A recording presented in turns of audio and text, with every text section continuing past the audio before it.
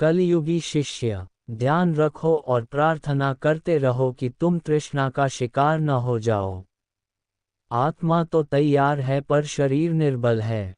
एक शिष्य अपने गुरु के साथ जंगल में रहता था।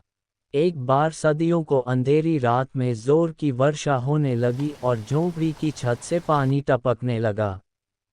गुरु ने शिष्य से कहा, बेटा, छत पर चढ़कर देख कि छत में पानी कहाँ से टपक रहा है और उसे ठीक करने का कोई उपाय कर। शिष्य गुरु का कहा मानना चाहता था पर उसने मन में सोचा कि बाहर अंधेरा और ठंड है।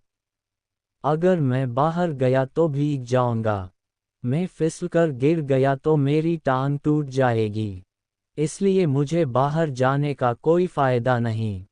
उसने अपने गुरु से कहा, गुरुदेव, अगर मैं ऊपर छत पर गया तो मेरे पैर छत पर होंगे और आप छत के नीचे।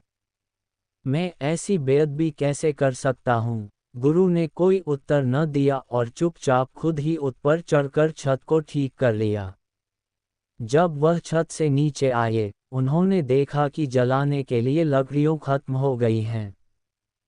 इसलिए उन्होंने शिष्य से कहा, बेटा, बाहर जंगल में जाकर जलाने के लिए कुछ लकड़ियाँ ले आओ। शिष्य गुरु का कहना मानना चाहता था पर उसे जंगल से डर लगता था। वह सोचने लगा कि बाहर अंधेरा है, जंगली जानवर हैं, मुझे चोट लग सकती है, जानवर मुझे जिंदा ही खा जाएंगे। उसने फौरन मन में बहाना ढूंढना शुरू कर दिया और बोला, गुरुदेव, अगर मैं जंगल की ओर गया तो मरी पीठ आपको और हो जाएगी। मैं आपकी बेअदबी कैसे कर सकता हूँ? इस बार भी गुरु ने कुछ नहीं कहा और चुपचाप खुद ही जंगल में जाकर जलाने के लिए लकड़ियाँ ठीक कर लाए।